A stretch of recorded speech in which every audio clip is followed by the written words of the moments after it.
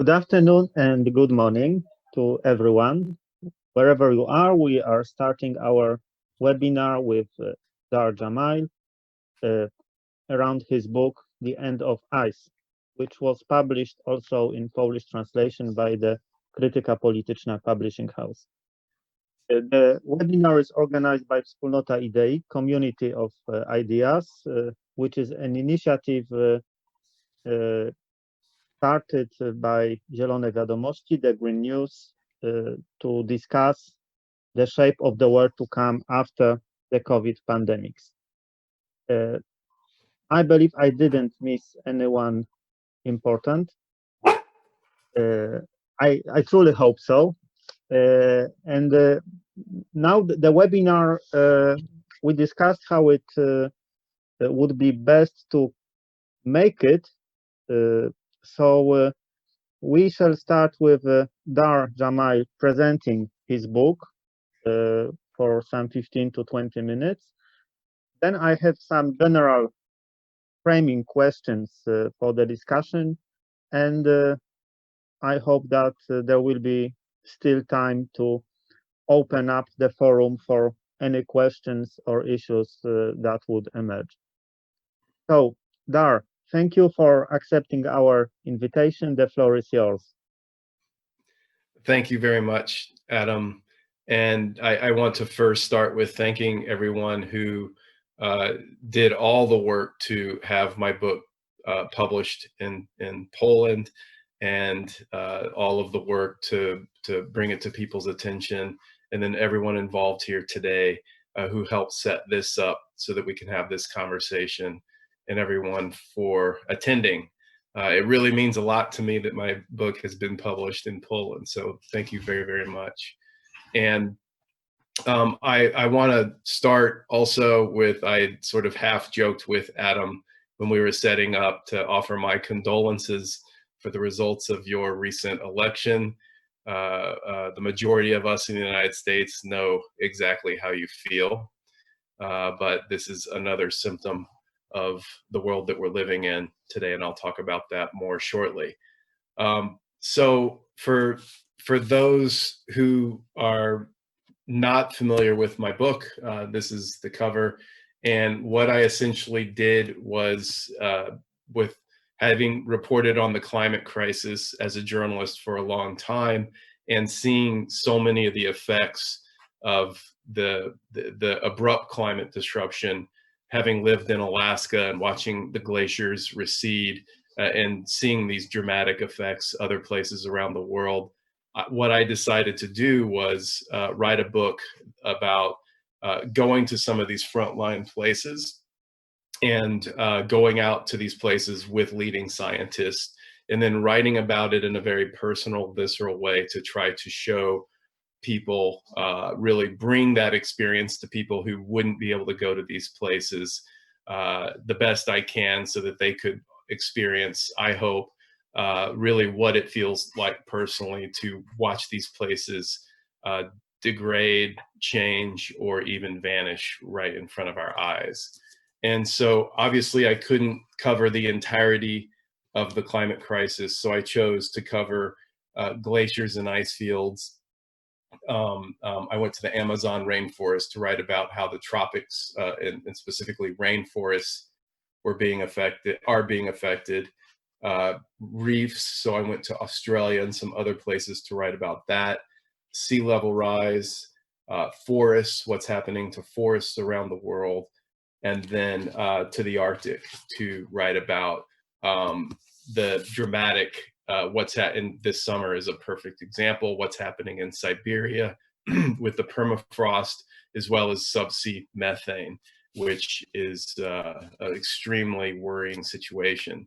So I won't, in this talk, at least this part of while I'm talking, get into the details of what I found, other than probably don't have to tell this audience that we are in a catastrophic situation now, and so many runaway feedback loops are already set in motion.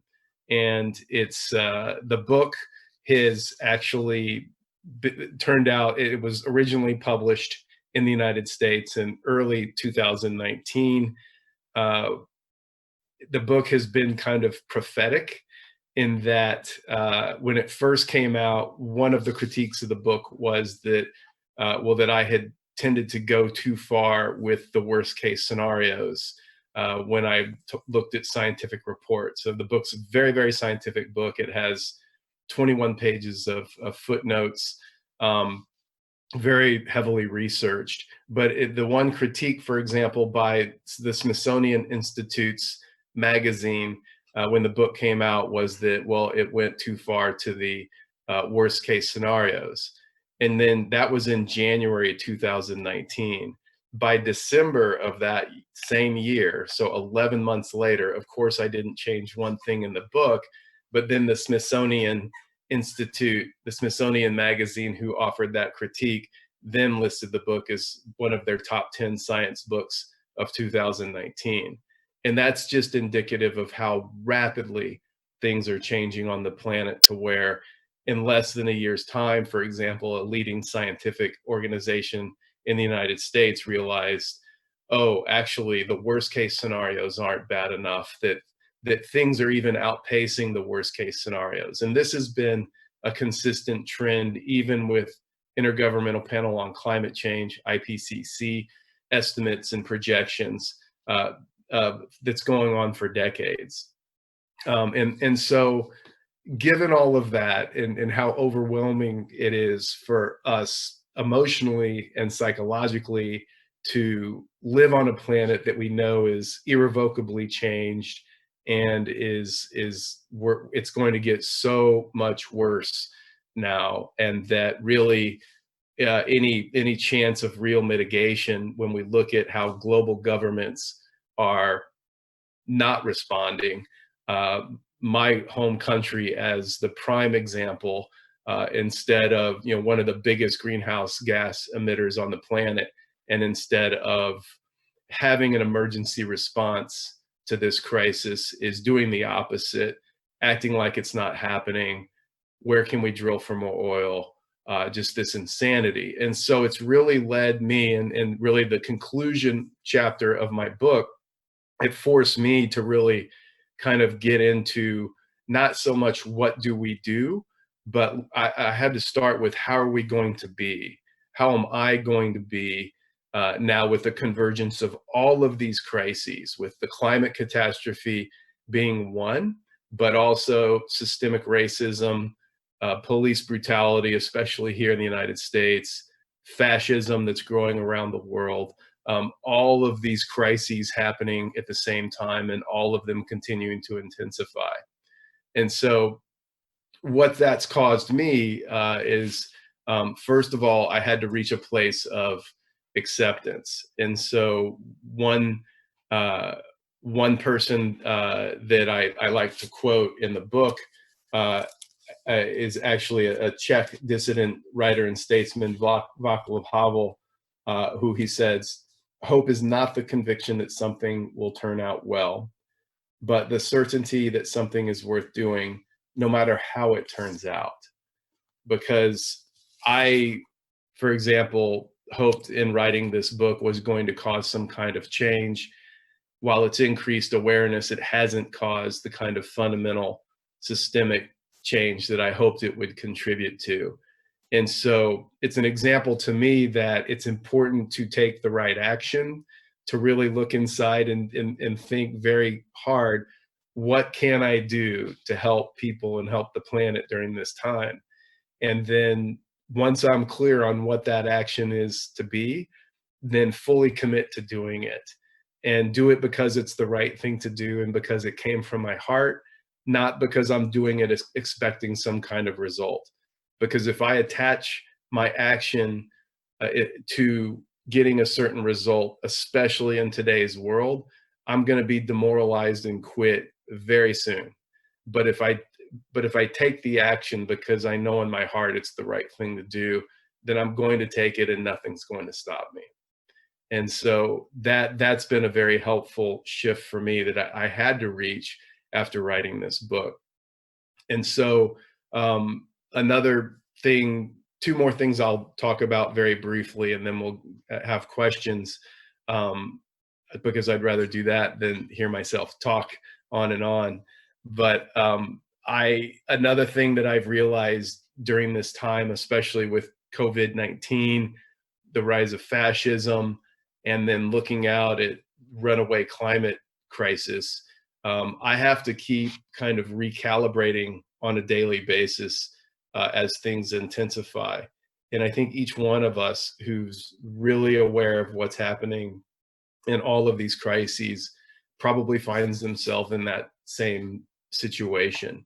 And so I just want to let people know that this is a very common experience, and many of my friends over here, we're all experiencing that too. And the thought that I'll leave you with, and this really kind of ties in to what I mentioned about taking that right action, is in modern Western societies, particularly in the United States, there's this idea of, well, that we have basic rights. What are my rights? But an indigenous perspective, especially in Native Americans, is that people are born onto the planet with two primary obligations. The first is to serve the planet and be a good steward of the planet.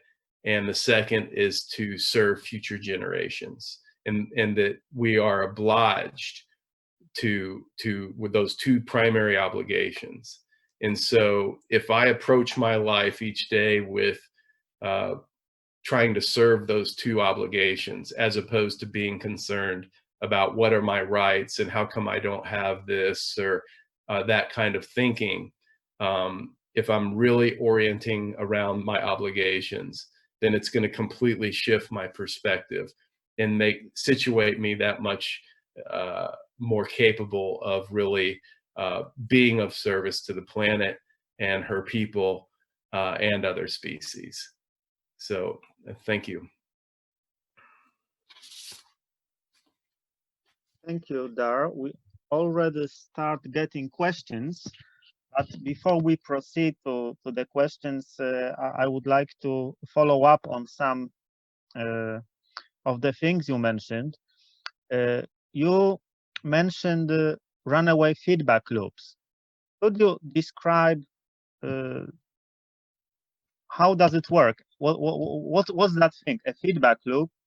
And in particular, in your book, you analyze, you show the workings of several different feedback loops, but if you could just focus on one of them and give some more detail of why they are important and how do they work? Yes, thank you. The most basic explanation of a feedback loop I heard from one of the scientists in my book is, the more something happens, the more it happens. So the most well-known example of a feedback loop would be the loss of Arctic sea ice in the north. So since climate disruption is so advanced now, we have thrown Earth systems and Earth's natural regulation systems so out of balance. And so the Arctic sea ice, before it really started to melt, actually reflected approximately 85% of solar radiation and warmth back out into space.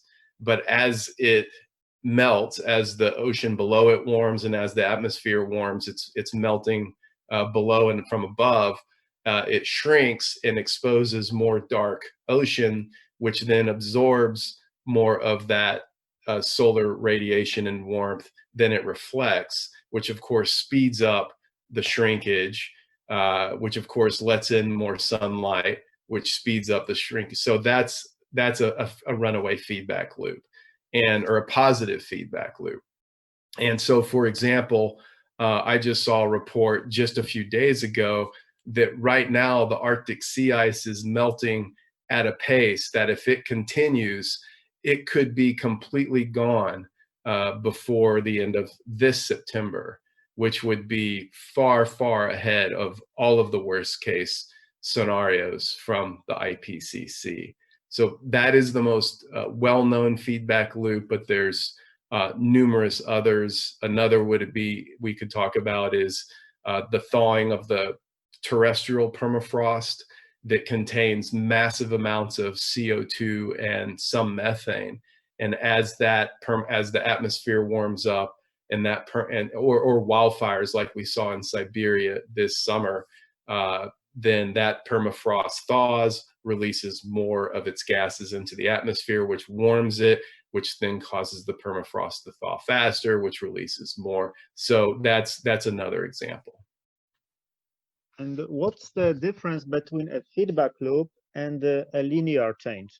I believe that's something that we also need to explain to have some clarity. Yes, that's a very important concept. So the difference basically between linear and nonlinear change. And this is why some of the older models, especially from the IPCC, really were reliant more on linear change, that as temperatures increase, they literally a crude model compared to what we have today. The temperatures were expected to increase at a predictable linear fashion, that this is the trajectory it's going. So we should therefore confidently be able to predict that in this amount of time it will be here, this amount of time it will be here, etc. Nonlinear change, as the feedback loops, I think, illustrate that they actually speed up the further advanced they get. Again, using the Arctic sea ice as example, in the beginning when the change starts, it is going to be somewhat linear, but as the feedback loops advance, that change becomes increasingly nonlinear. And so when you look at so many of the graphs, the change it's called the famous hockey stick graph, which is James Hansen, the famous climate scientist who coined the term. I'm sorry, it was Michael Mann, I believe, who did, another famous climate scientist here, that it starts going like this, and then it goes straight up. And if you look at graphs for sea ice loss, for incidence of wildfires, for amount of CO2 in the atmosphere, one thing you'll see in common with them is they start out linear, and then they inevitably turn nonlinear. And that is because these feedback loops and an increasing number of these feedback loops are starting.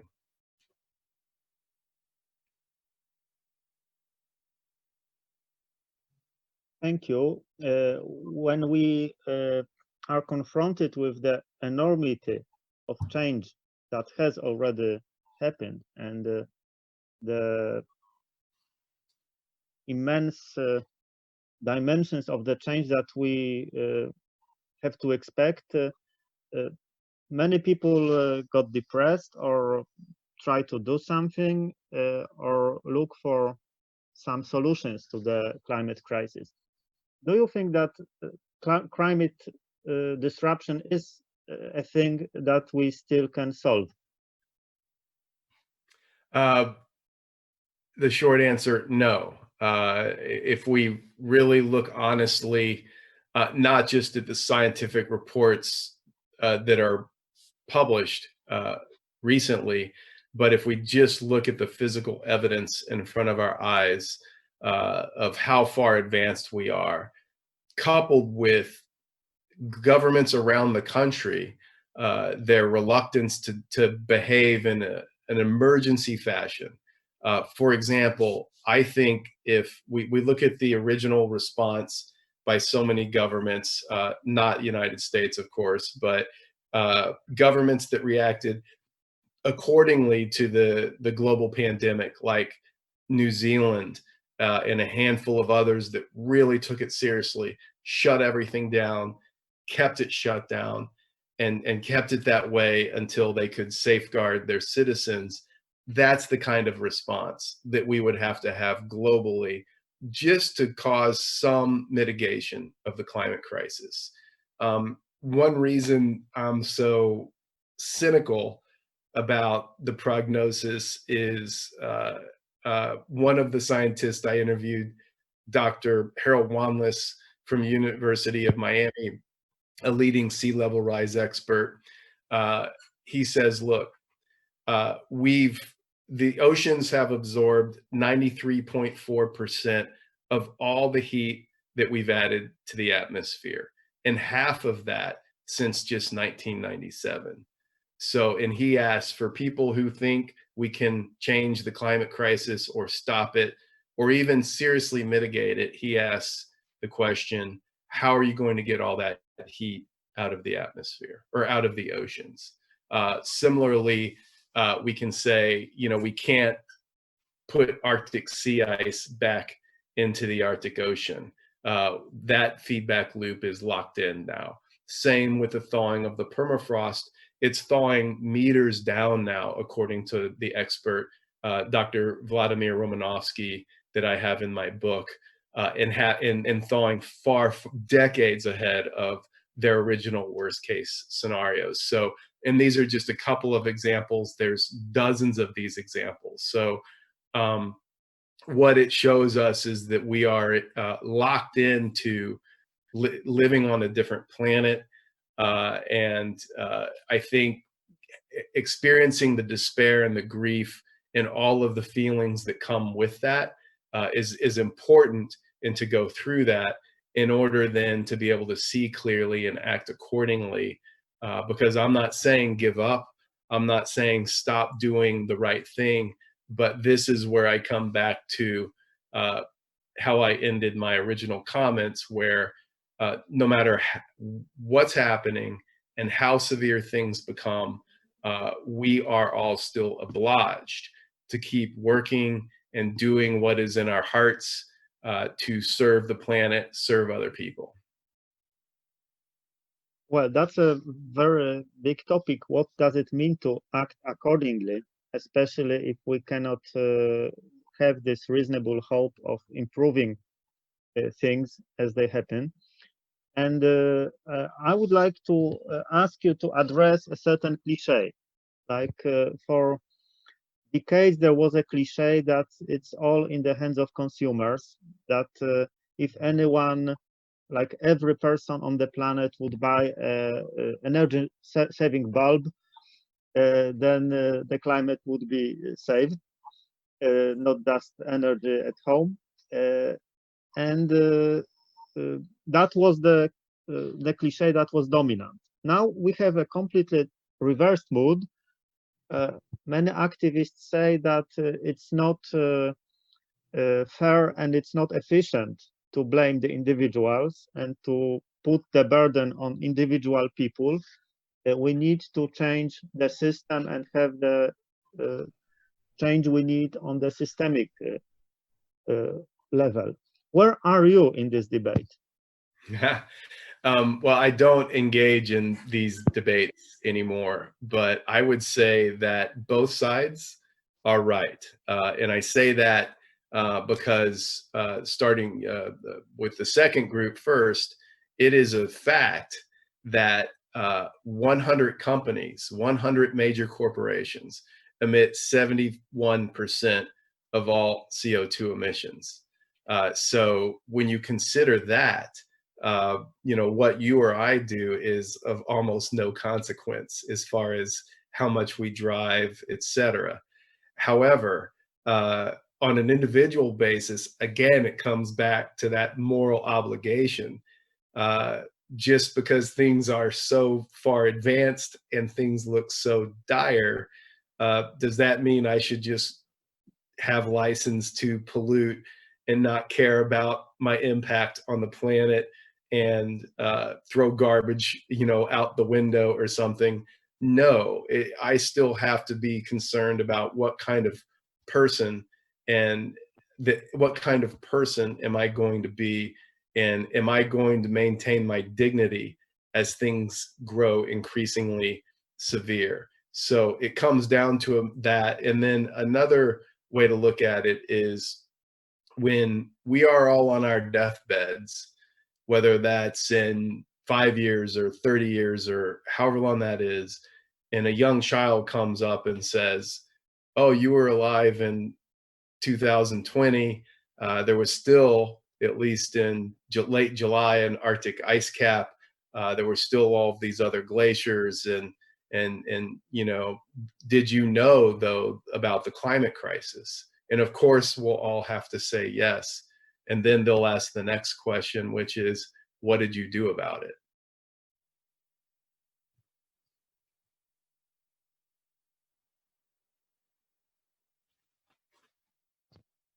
It's hard to start with a new question after such powerful statement. And I have this image that you pictured in my head. But still, there are some questions. And Eva Sufin, for example, asks, what is your method to avoid the climate depression? Well, yeah, that's no, very, very important question, I think, for all of us. I had to really dive into this. I struggle with depression through my book, and then after my book, and I had to really figure this out, or else my life wasn't going to be a very good thing. Today, I have to spend time outside every day. That's one of the first very, very important things. No matter what's going on, when I go out and stand with trees or go into the mountains or wherever, even people living in a city just go to a park, that is a balm for me. And that calms me and reconnects me onto the planet, and it helps me kind of keep perspective on my life. So time outside has been critically important. Also, having other people in my life that fully understand what's happening on the planet, that I can talk to and talk with on a regular basis. That's very, very important. Another thing for me was I've had to do work to really let out the feelings, you know, and really share that with people. When I'm very, very angry, talk about it. If I'm very sad, let that out. But just really, really be emotionally honest about what's going on, and not pretending that somehow everything's going to be okay, but really, really, really being present in this moment, and taking full responsibility for what that means for myself. Of yeah, these feelings are going to come up on a regular basis, and then really have them. Because for me, the depression was stemming from not being emotionally honest.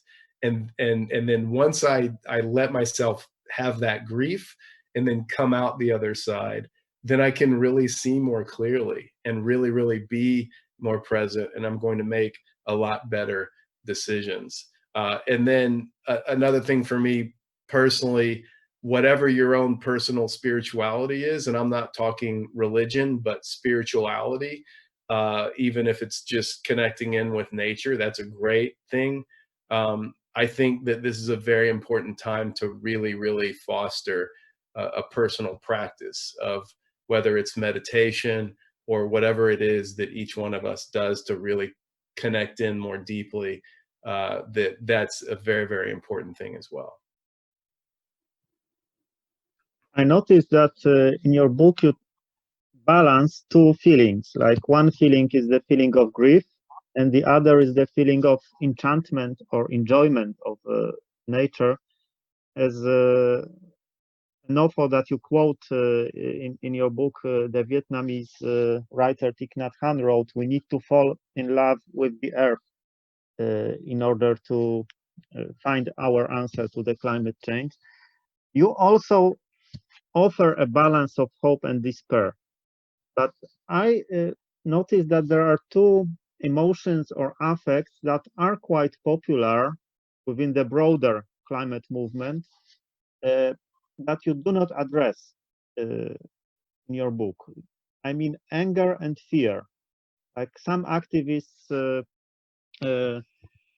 advocate being angry, like getting angry at the government and the older generations, at the big corporations, all those people who let us down and let the planet down. And also there are activists who advocate fear, like we need to make people really afraid. Like they should start panic right now.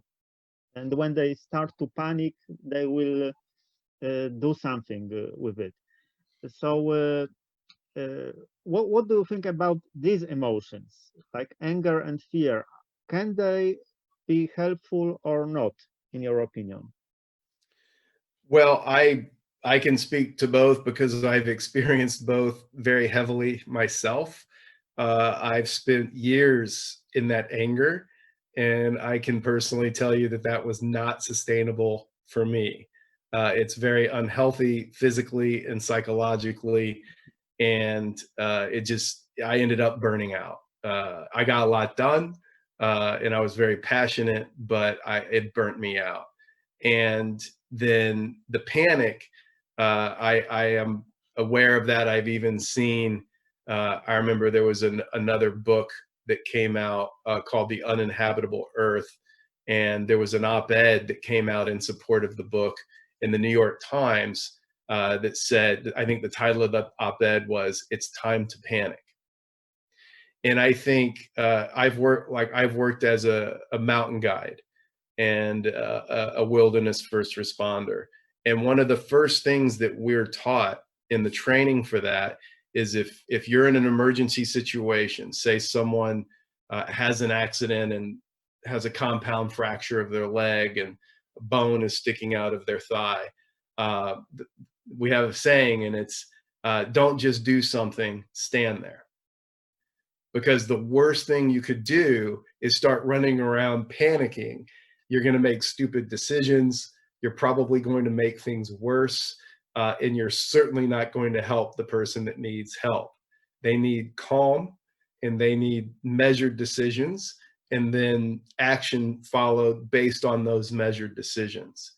I think people panicking, especially people in the dominant society that has caused this disaster, is a worst case scenario, especially if they're in positions of power. I think first we have to stop and be calm and assess what's happening and then make our decisions. And it comes down to, again, to speak a little bit more to the fear. It's legitimate, I think.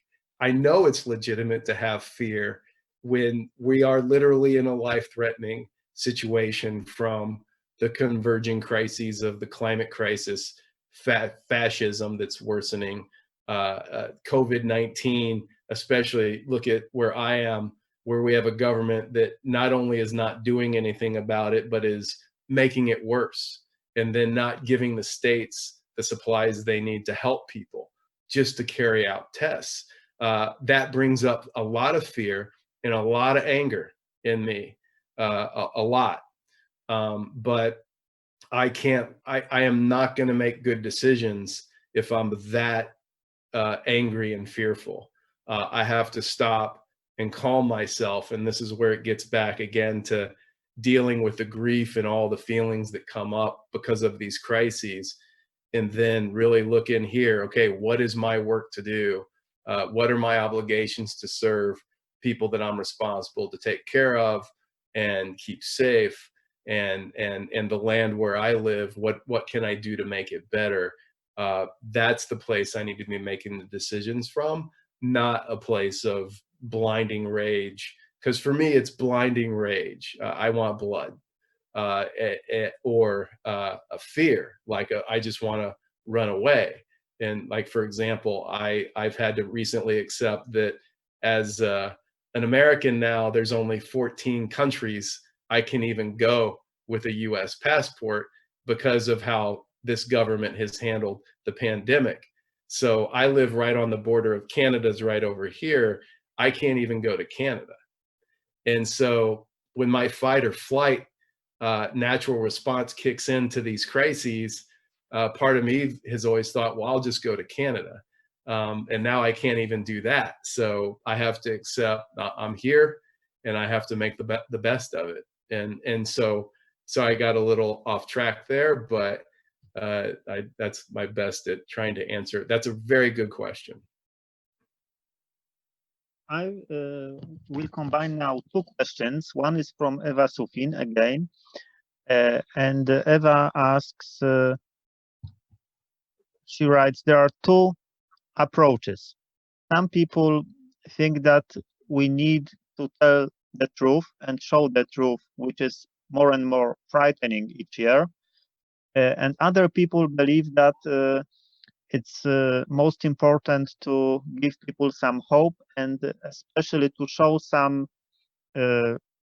ways of having a positive impact of the action to be taken. And a very similar question from Agata Otremska. Honestly, as an activist, I'm still in the hole called what does make sense or what does bring results. What would be your personal advice to activists who are not scientists, journalists, but regular people? What kind of actions you find the most needed to put the pressure on governments? What can we do? Okay. Well, first, to address the hope issue again, because this does come up a lot, and I tried to address this in the book. I'm going to read a paragraph. I didn't interview him, but I took quotes from a talk given by the Canadian author and storyteller Stephen Jensen. This is a man who worked 3 decades in the palliative care industry, literally helping people die, and when they were coming to their end of life, amidst a Western medical system that is completely built to avoid death at all costs. At least in the United States, I think it's something like 90% of all money spent on healthcare is spent in the last 2 months of people's lives. So it's literally a denial of death and a lack of acceptance. And so this is kind of the background that Stephen Jensen comes from. And I want to just read you a quote. This is from a talk he gave at a university in Vancouver when he was talking about the climate crisis. And he said, the question is not, are we going to fail? The question is how. The question is, what shall be the manner of our inability to care for what was entrusted to us? The question is our manner of failing. And he goes on to talk about grief. He says, grief requires us to know the time we are in. The great enemy of grief is hope. Hope is the 4-letter word for people who are willing to know things for what they are. Our time requires us to be hope-free, to burn through the false choice of being hopeful and hopeless. They are 2 sides of the same con job. Grief is required to proceed. And so regarding the question of what to do, I've long since given up trying to answer that question. And this is why I also in the book with a story, an indigenous story here that reminds us essentially to, we have to be very, very quiet and listen. And this goes back again to kind of what I do on a daily basis to take care of myself emotionally and spiritually so that I can keep doing work to serve. And part of that is listening. And instead of trying to say, tell people what we should or shouldn't do, I think we're at a point in the crisis and we're so far along that my idea is, and what I learned from this indigenous story is that if each one of us really gets quiet and listens in a good way, then the earth, spirit, whatever you want to call it, is going to give each one of us our own thing to do. For me, it looked like spending 3 years writing this book, interviewing scientists, talking with an indigenous man where I learned some of these stories, and that consumed my life for 3 years. Now I'm working on a book I'm co-authoring it with that indigenous man from The End of Ice. His name's Stan Rushworth. And we're doing a book interviewing indigenous people from around the United States to get their perspective and very pragmatic things of what they are doing and how they see all these, because we feel that offering a book like this up to people is going to really help calm people. Because, for example, indigenous people in the United States, they've survived a genocide. They survived a genocide by the U.S. government that spread smallpox, used biological warfare against them. So they've already been through something akin to a pandemic. They've survived boarding schools. They've survived being put on reservations in the shittiest part of the country to live. They've survived erasure of their culture, and they're still here. And now they're watching us go through all this and completely freak out. And they're the ones saying, "Welcome to Indian country," is how my friend says it. And so that gives me a perspective to realize, okay, you know, as someone who didn't have to experience what indigenous people did, I have a lot to learn from them. And again, I'm just imparting some of those things that have helped me, which is, instead of trying, I think I need to tell other people what to do, or that someone else has the right to tell me what to do, I think that absolves us of personal responsibility. And the way to take full responsibility and then be fully committed to whatever my action is, whether it's being a frontline activist, putting myself right on a picket line, or going in and shutting something down like I see anti-nuclear activists do here, chaining themselves to gates and things like this, or just having a garden and helping feed people. I mean, Adam mentioned right before we got on that he was at a soup kitchen serving homeless people this morning. So whatever it is that we feel deeply moved to do, we have to fully commit to that. And I think the only way that we're going to fully commit to that is if we really listen and it comes from in here, from our heart. Because if someone else tells me what to do, I might go do that thing for a while. But when things get really, really hard, or even if I'm then in a life and death situation, I'm not going to be fully committed to it unless it comes from here. So your advice is, there's a Jewish joke popular in Poland that a person asked the rabbi what to do, and the rabbi said, "I advise you very well. You do as you deem proper." Now, I recall that when I started my environmental activism decades ago, there was a very popular text that we read. It was an address by the Chief Seattle, the Native American leader of the 19th century, who actually, it was prophetic, like he described what would happen to the earth without the scientific knowledge that we got later, but with the knowledge of how people behave and what it does to the planet. And now we have a question from another Eva. Eva, I don't know her family name, she's just Eva. But thank you for a question. I believe it's a very important question, maybe even the crucial one. How do you think we should talk to our kids about it? That is probably the most important question and the most difficult to answer. I know I do not have my own children, but one experience I had actually last summer, I had a nephew come to visit who's 17 years old, and he's struggling with a lot of things. He didn't come visit because of the climate crisis. It was personal things. And I took him out on a backpack, and we went out into the mountains for 5 days. And I was just very, very frank with him. I was very honest. I didn't try to hide the gravity of the crisis. He knew about my book, and I told him he wanted to know. So I told him. I told him much of what I've spoken about here. And then I said, yeah, I have no idea what's going to happen. I used to believe that humans for sure were going to go extinct. I still think that's probably likely, but we can't say for sure. I can't say for sure that that's going to happen because the Earth is way bigger than me and way more complex.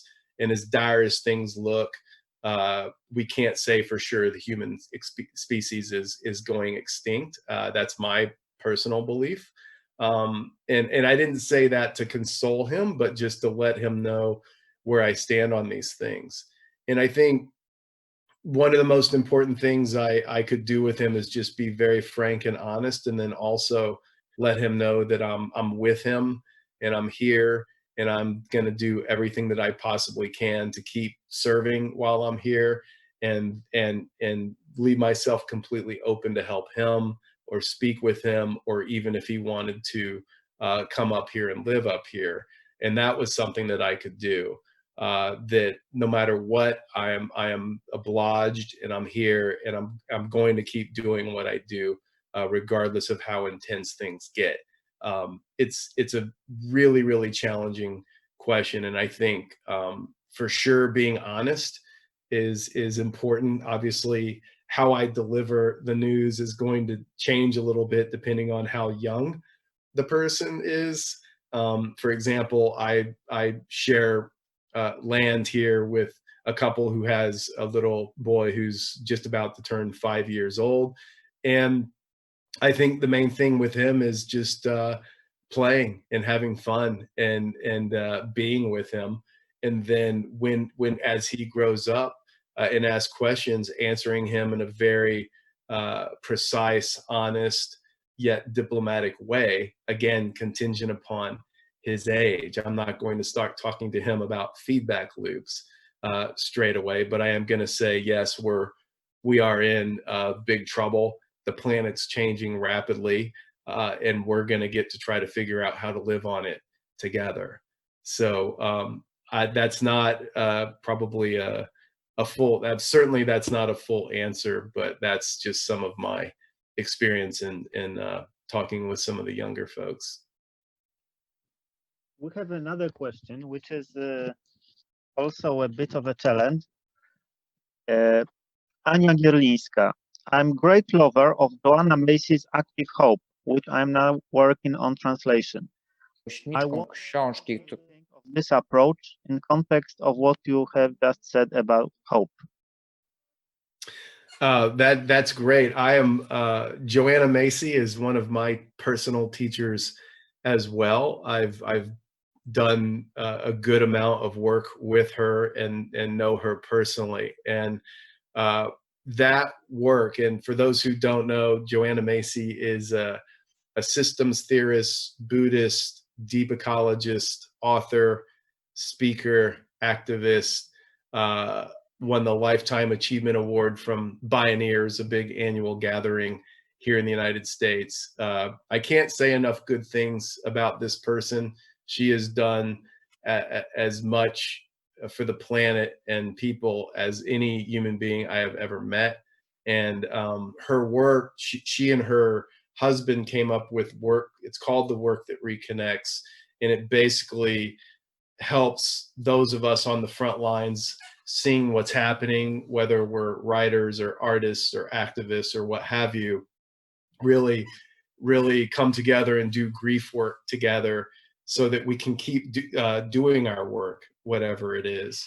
And I think that comes back to the grief that we were talking about earlier in the conversation, that it's a full-time job. It's an imperative that I think each one of us continues to do grief work and really feel those feelings when they come up, and then ideally do that with another person or other people, so that then we can not be constrained by those emotions, which would, of course, lead to depression and probably panic and some of these other responses that are not going to help anybody, least of all the planet.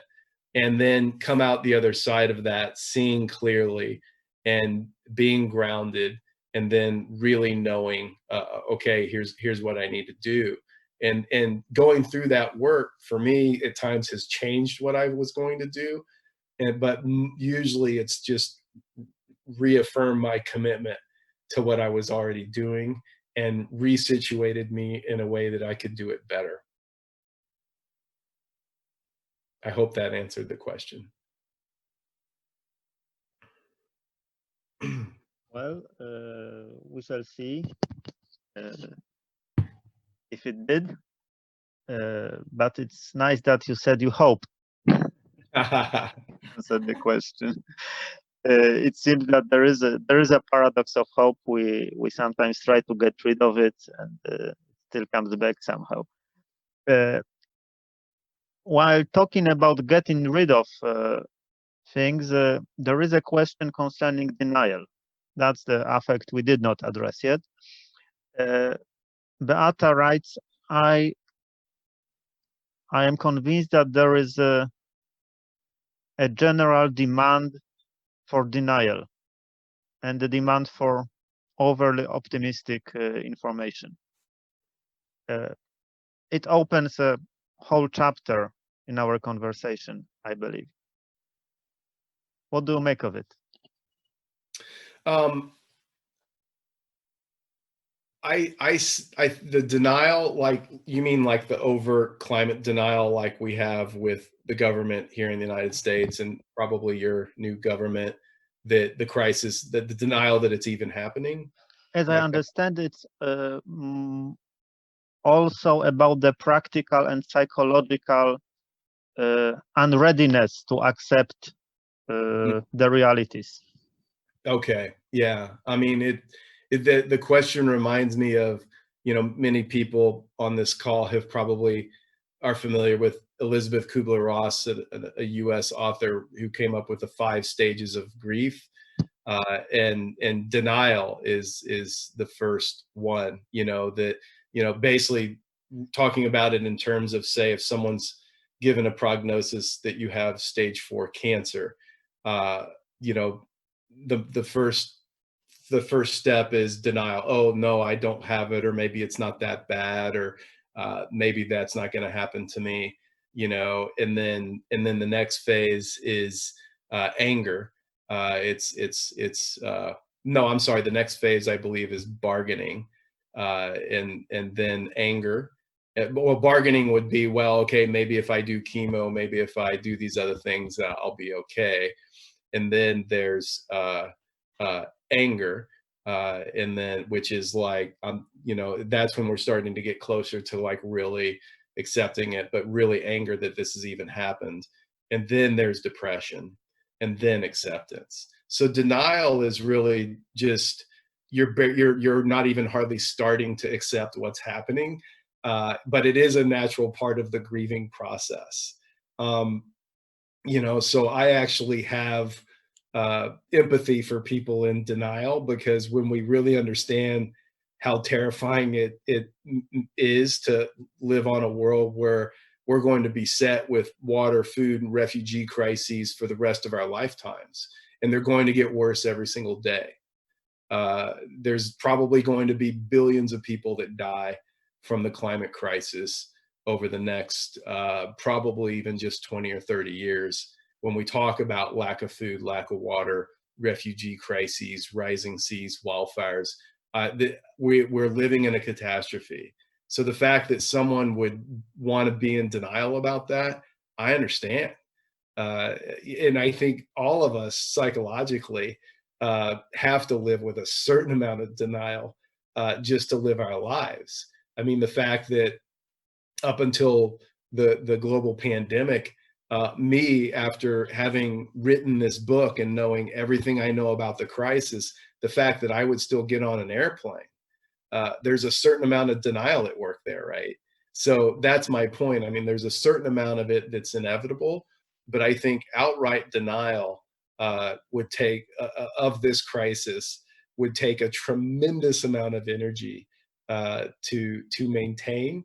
And then if you look at the people that do it, for example, the president of the United States, you have to be an insane person, literally. And if you hold on to that long enough, I think that's what it will cause. It causes sociopathy, it causes insanity, it causes myriad problems. And so it's just literally a very, very unhealthy thing to do over time. So I would certainly, you know, and I think that, but the other thing too, that brings up kind of how do you talk to people who are in denial, and should we try to convince them? And I tried to convince some of these people, some of them in my own family, for years and years and years. And it doesn't work if people aren't really ready and really want to have the information. I would highly recommend not trying to convince them. There are also two questions concerning COVID-19. You already mentioned the pandemic and the answers of governments to the situation. So I will try to combine the two questions into one. At the beginning of the pandemic, there was a hope that it shows that humanity can act swiftly if we want to, that governments can act very quickly if they want to, and that some of the changes in response to the pandemic will have also positive effect on our climate, and or at least on our emissions. And then there was also a more pessimistic account that the pandemic is just a next opportunity for what Naomi Klein called the Shock Doctrine, that it's paving the way to mass surveillance and to controlling the behavior of the population by the governments, and so on and so forth. So what do you think?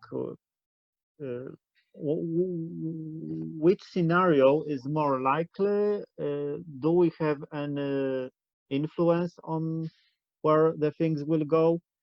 Are we able to build, the Atta writes in her question, communities of people who support one another, or are we just losing this opportunity? Well, I think you know, the first point made, it's amazing to me the Earth's capacity to heal herself when, you know, those just taking a 3 to 5 week dramatic reduction of emissions. Look at what happened. You know, being able to see the Himalayas for the first time in 30 years from Kathmandu, rivers cleaning themselves up. I mean, it was amazing what the Earth was able to do given half a chance, and it also showed that when really forced to, global governments could actually shut things down like that. And so what that also shows us is the dramatic lack of political will for governments to behave that way regarding the climate crisis. And I think that certainly there's negative effects of government responses to COVID-19 with, you know, surveillance and more taking more control. But these are all things that are already dramatically in the works, certainly in my country, probably in yours, and a whole bunch of, you know, did COVID-19 speed this up? Surely in some places it did, but this is not new. This has all been going on for decades. Power never concedes power, and once it takes it, it does not give it back willingly. And that trend has been going on for decades. What I have actually seen is, regarding the last point that you made, was that there are small communities forming and increase. I think what crisis, the positive aspect of crisis, is it does push us closer together when we're embattled, and we have to rely when our governments are abject failures, as mine is, as yours is, and they're going to get far, far worse. You know, we live in autocratic states, governments that don't give a damn about the well-being of their citizens. Then it's on us. Okay, how are we going to take care of ourselves? What about medical care? What about food and water? As well as how do we keep living and take care of young people so that they can grow up and have joy? That's on us now to do. And I think that's actually as challenging as that is and is going to be, that's also a really good thing, because it's how we should have all been living anyway, instead of being atomized by dominant Western culture and not talking to each other and using too much technology and all of this. We need to be living on the earth together locally. And I think the climate crisis is going to force this as well. And then not coincidentally, if we'd all been living that way anyway and not engaged in dominant culture and industrialization, the crisis wouldn't be this bad.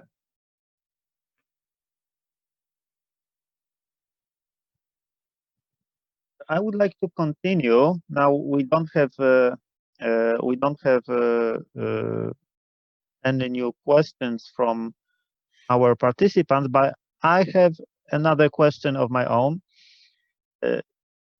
regarding communities. That's a very important part in your book when you describe indigenous native communities all over the world and their practices of living together with nature. I have to admit that it was challenging to me to read the part about whaling practices that are getting lost in Alaska. It's very hard to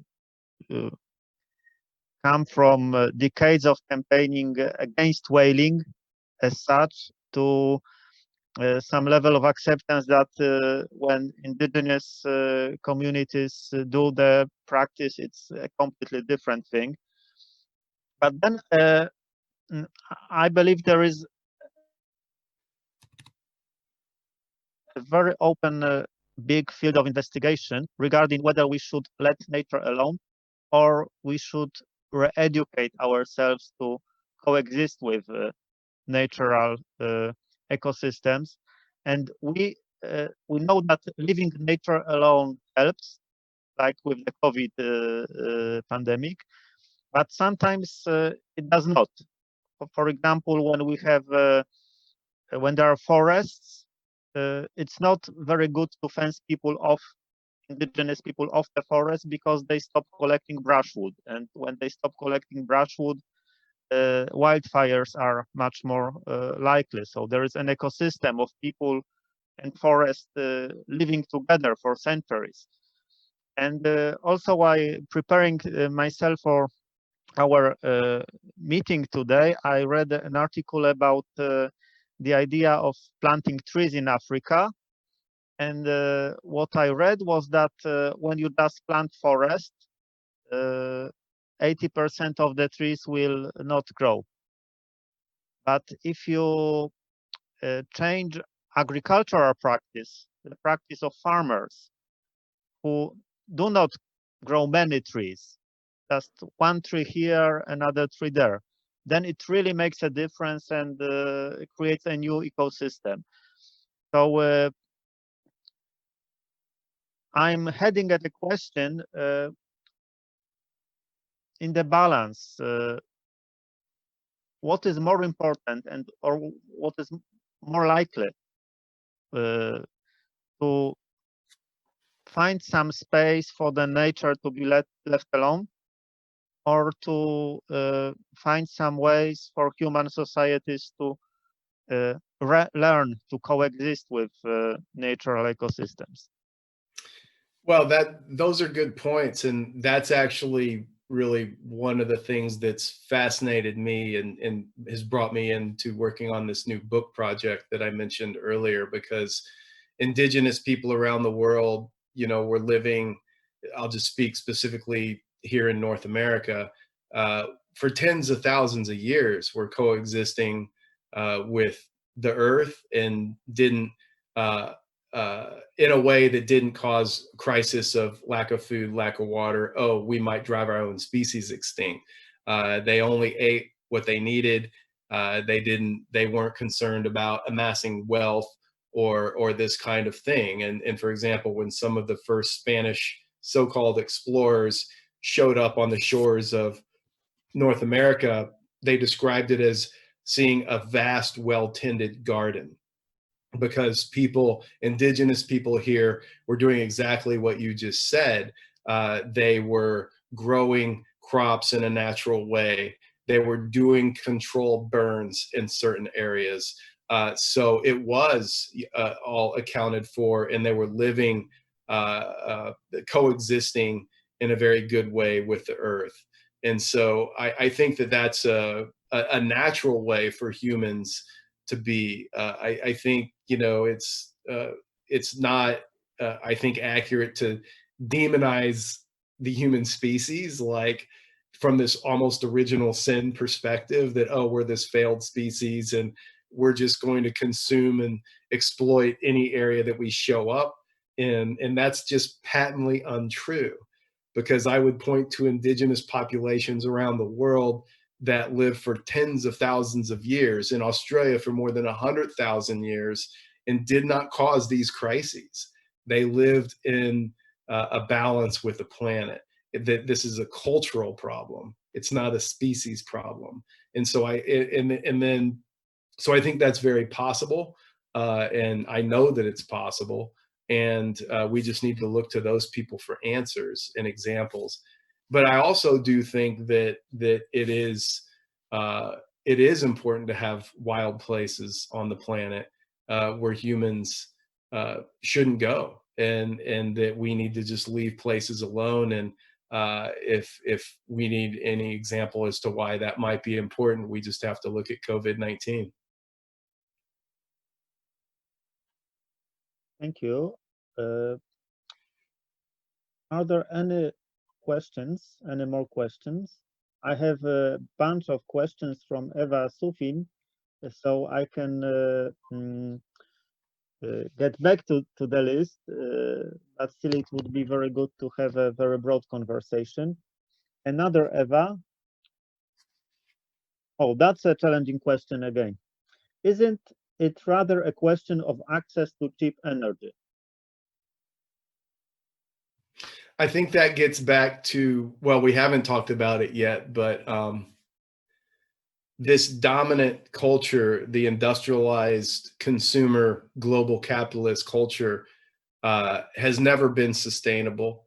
It's never going to go back to what it was. The COVID crisis has shown us that, and it's never worked. So it means all of us have to change our lifestyles.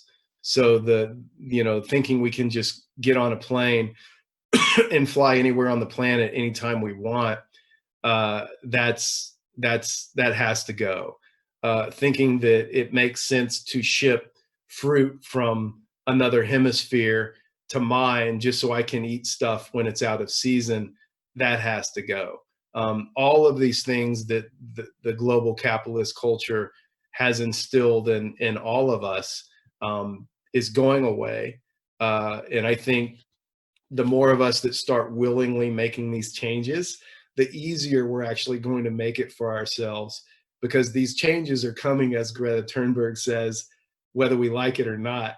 And the longer we put off dealing appropriately with what's happening on a personal level and making the changes ourselves, then when all of a sudden I can't get access to food or medical care, and I haven't started trying to figure out this on a very personal level, then that is going to be a crisis situation. Sorry, I'm getting a little bit lost in the weeds there, but I think that what the climate crisis and the rise of re-rise of fascism around the planet, and COVID-19 and all of these other crises that are converging show us is that community has never been more important, and really living where we are, you know, and behaving accordingly. What I found doing that personally is that is a full-time job.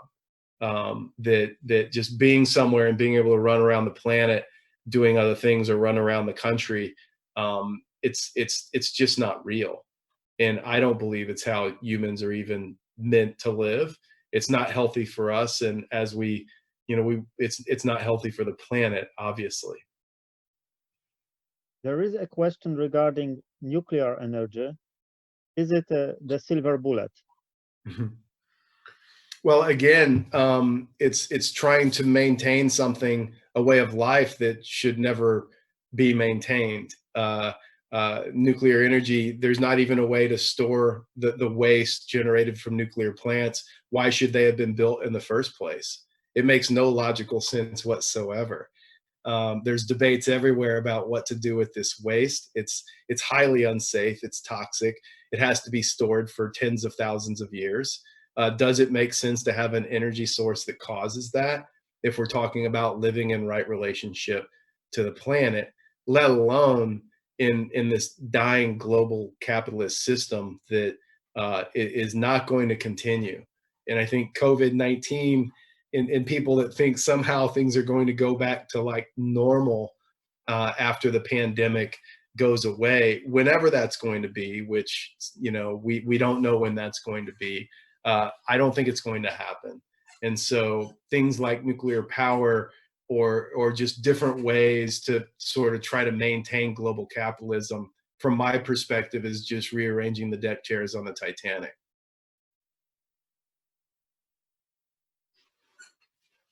Thank you. I'm inviting other people also to ask questions. Adam, I'm going to need a bathroom break shortly. Okay. Okay. That's a very human need. Yeah. What if I do that and come back and maybe go another 10, 15 minutes? Does that sound okay? Okay. Okay. Okay. I'll be right back.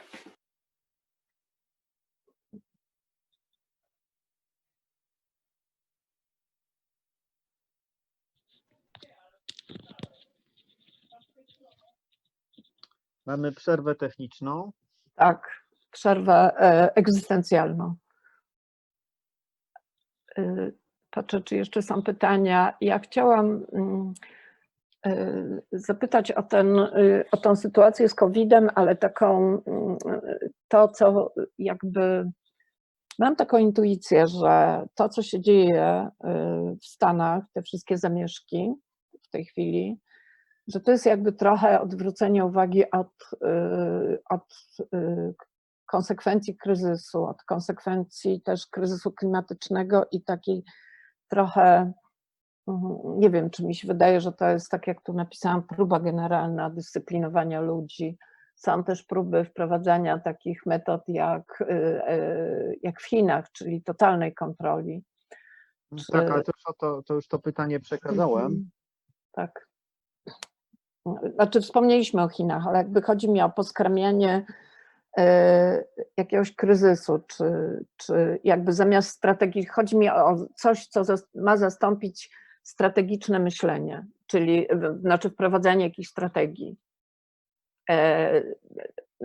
kryzysowych.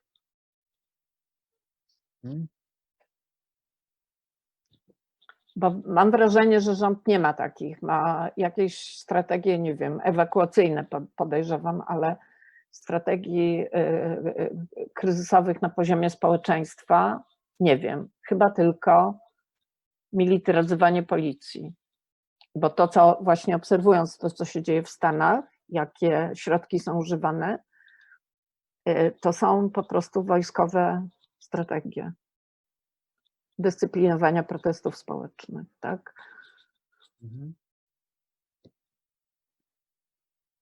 Znaczy, mówię o tym dlatego, że w Polsce nie ma takich strategii na poziomie na przykład samorządu wobec problemów z wodą, zaopatrzeniem w wodę, w energię i tak dalej. We are back. Mhm. Thank you. Thank you for coming back. You kept your word.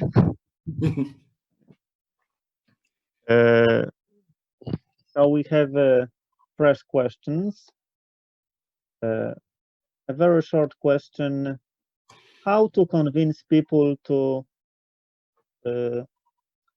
diminish their consumption? To diminish their consumption.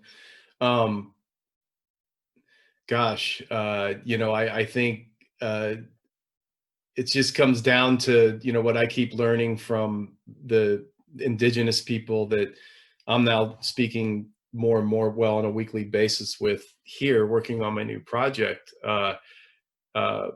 We live on a finite planet. There's only a certain amount of oxygen and water and food and increasing numbers of people.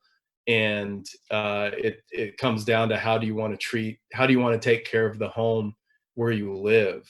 I think I find it beneficial to just talk about that, as well as future generations. It comes down to if one of my primary obligations is to serve future generations of humans and other species, then it probably doesn't make sense for me to overconsume. Do I not want to leave a place in good shape and healthy and productive for children coming up behind me, whether I have my own or not? Overconsumption is just selfish, and I don't think it's effective to go up to someone and call them selfish and self-centered. But I think maybe talking about it from the context of how do I want to treat my home? Does it make sense to run around and eat everything in my pantry in one day?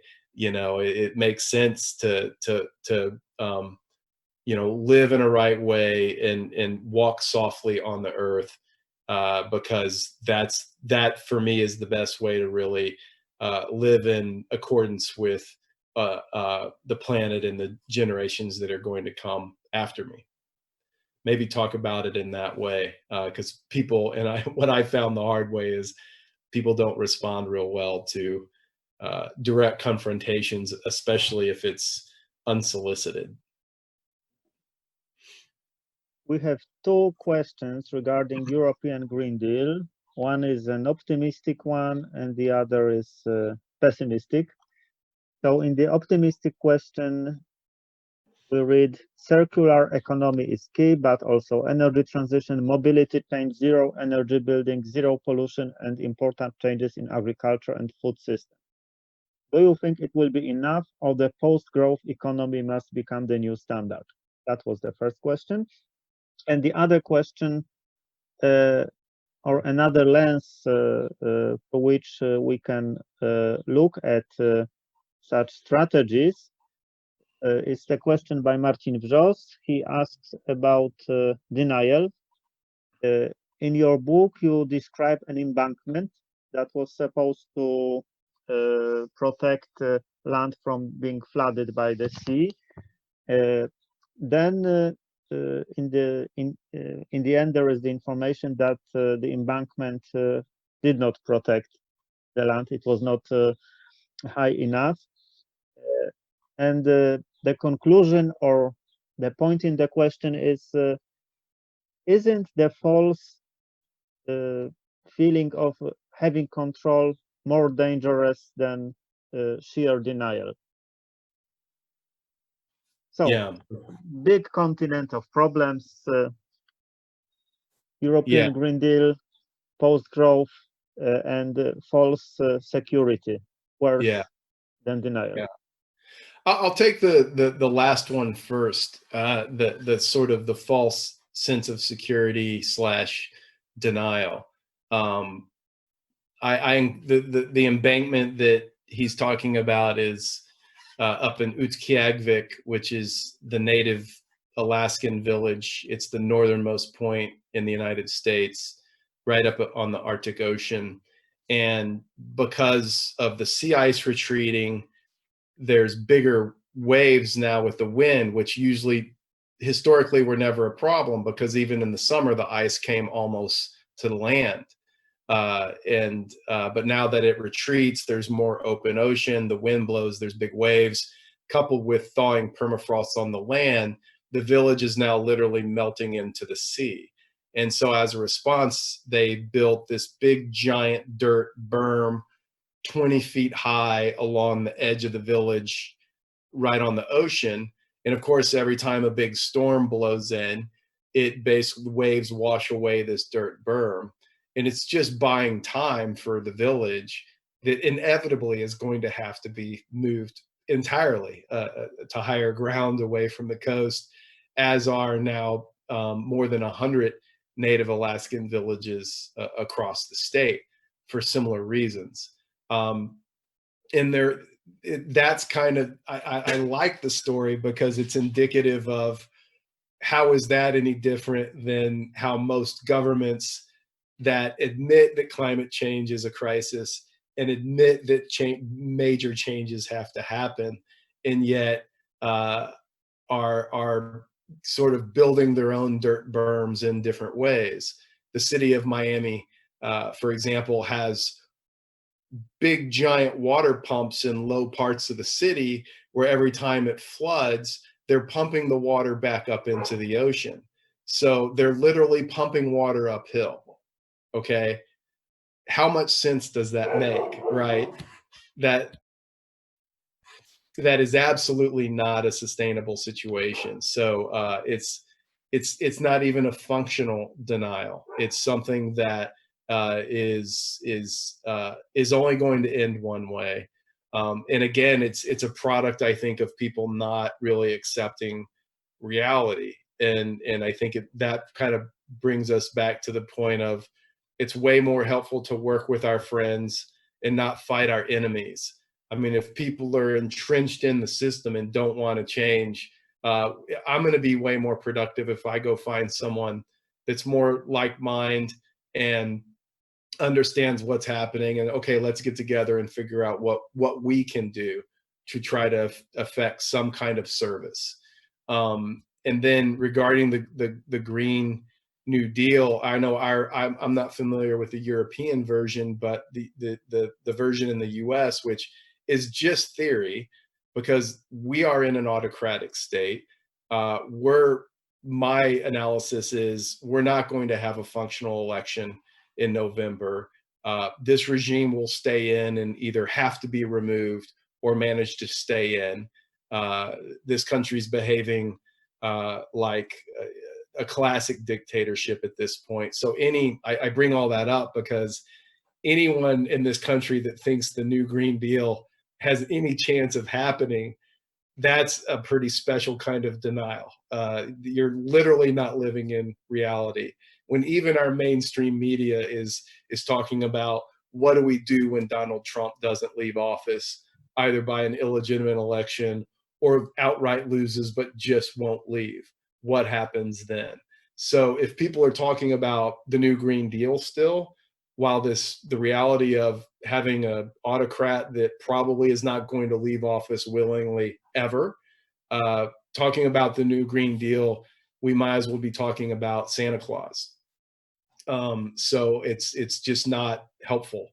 And because the only type of response that I think globally, if governments were fully committed to dealing with the climate crisis that would actually have some kind of mitigating effect, would be as if everybody shut everything down on a dime, akin to like we saw with COVID-19 originally, and kept it that way, only using fossil fuels for emergency reasons like hospitals, et cetera, and immediate transitions off a global capitalist system, and moving away from coastal cities, finding places for those people to live, like that kind of a response. And unless we had something like that, I think any talk of serious mitigation coming from governments is, again, we might as well be talking about the Green New Deal. So this leads us to this post-growth part of the question. Is it imaginable? Is it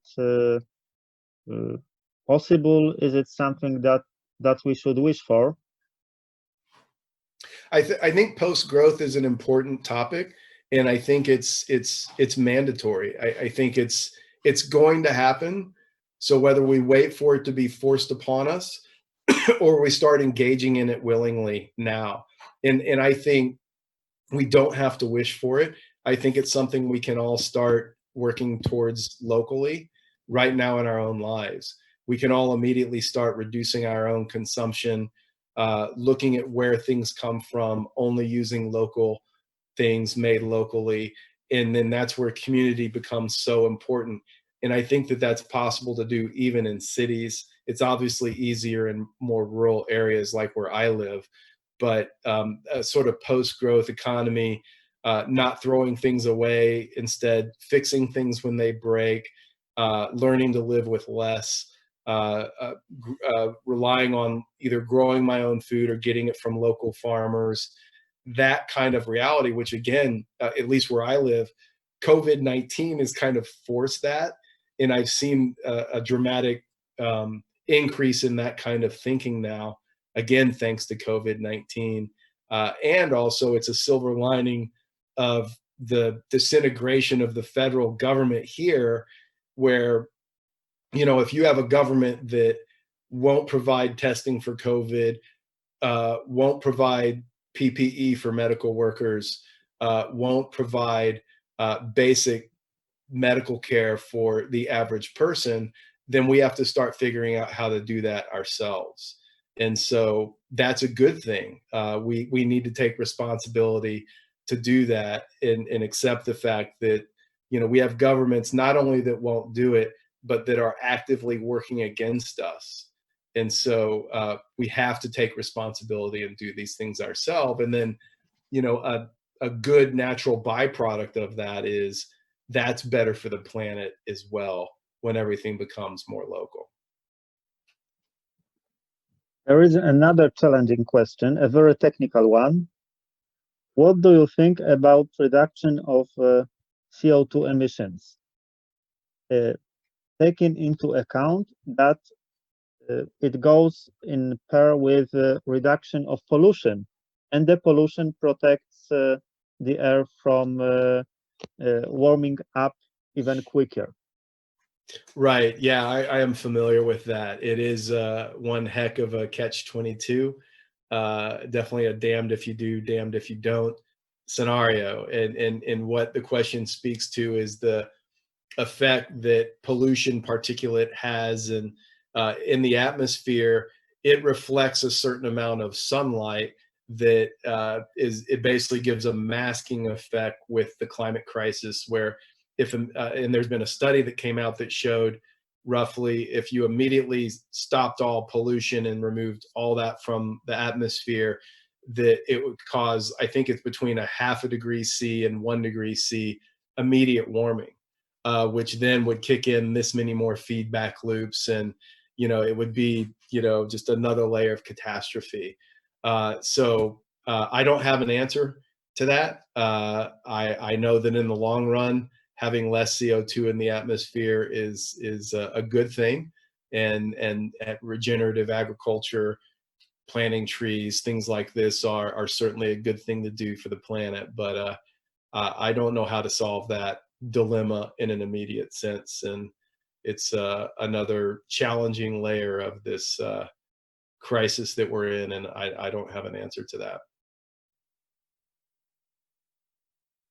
Well, it's I believe it's very refreshing sometimes to have no answer.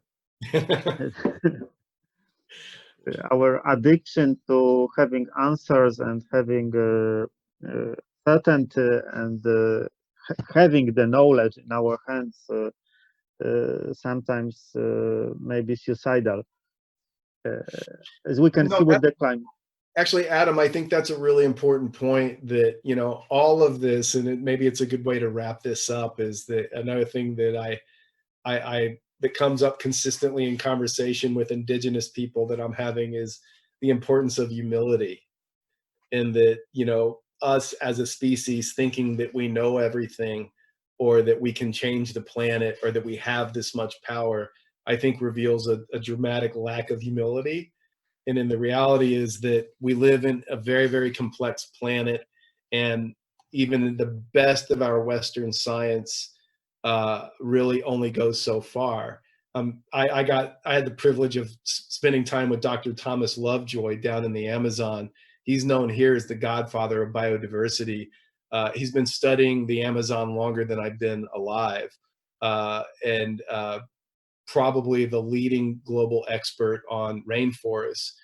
And I'm sitting with him down in the Amazon, and I said, you know, you've spent your whole life doing this. His credentials are unbelievable. And I said, we must know so much about the Amazon, right? And he says, we've barely scratched the surface. And that's the kind of humility, I think, that if we really understand how complex everything is, and that we're just this flash in the pan species that's only been here a very relatively short amount of time, I think that, you know, really demands a kind of humility that, yeah, we need to understand our place here, and we're one species among many. And it just so happens that we're pretty advanced, but I think with that advancement comes an increase in our obligations to the other species. That's paradoxically reassuring. So I don't see any more questions, so it's probably the time to wrap Ja it mam up. pytanie jeszcze. Ja mam Okay, pytanie. okay. I have one more question, okay? I have one more question. Could you please tell us more about your new project that you've mentioned, the project involving indigenous people? This is question number one, and I have one more question related to this. Do you think that we could cooperate with you to share this experience? Because I think this is a very interesting project. We do not have any experience in working with indigenous people, so could we work with you together on this? Oh, thank you very much for asking that question. I'm really glad that that came up, and that's a perfect way to end this. I'm going to put the website to that new project in the Q&A section, if I can. Oh, wait, there it is. That's okay, wrong one. I'll put it in the chat. So the title of the new book is called The Changing Earth, Indigenous Voices from Turtle Island. And the website is thechangingearth.net. And it's, again, we're interviewing, me and a Native American elder are interviewing indigenous people from the US and Canada about their perspectives on everything we've been talking about today, on the climate crisis and all of these other crises. And we're interviewing old people, young people, men, women, people on reservations, people not in reservations, you name it, just people from all walks of life, to get all these different perspectives. And so far, we've completed 5 of the interviews. We're writing up chapters on each one, and they are very, very grounding. And so that website gives you an overview of the book.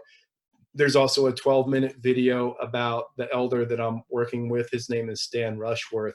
And I think people, if you watch the video, it's a very well put together video about Stan.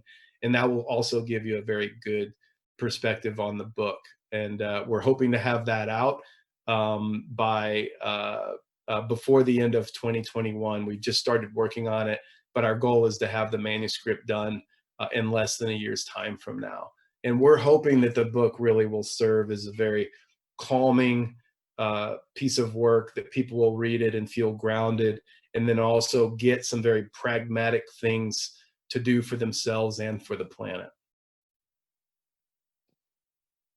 Thank you. I would also like to invite everyone who hasn't done it yet to read The End of Ice. That's a Book of Wonders. It's like 3 books in one. You have a wonderful literature, travel literature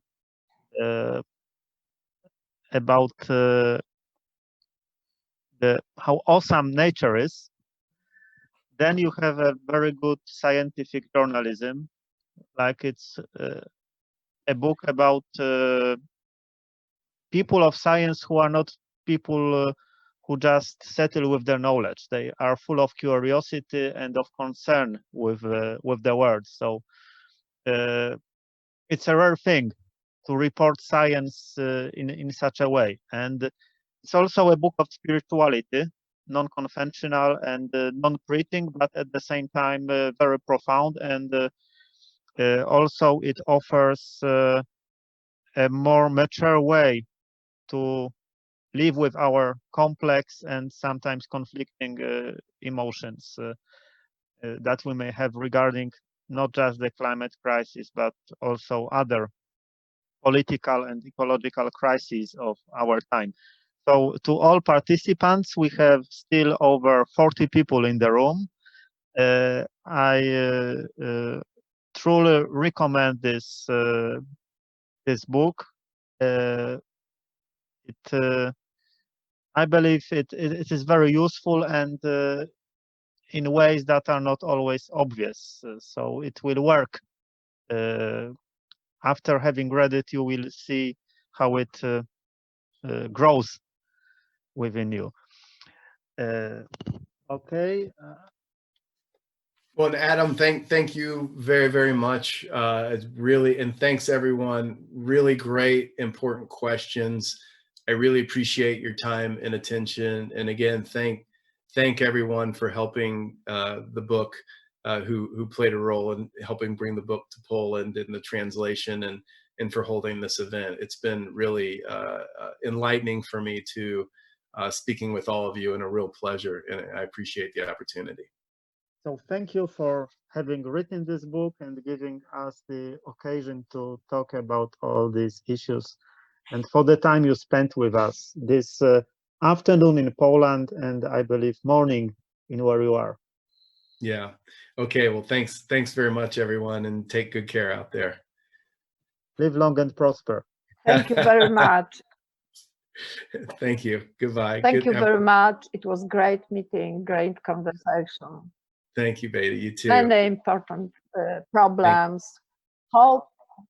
I hope we can meet in future. I hope so. Yeah. Yeah. Well, be well and have a good evening, everyone. Thank you. Bye-bye. Bye. Bye.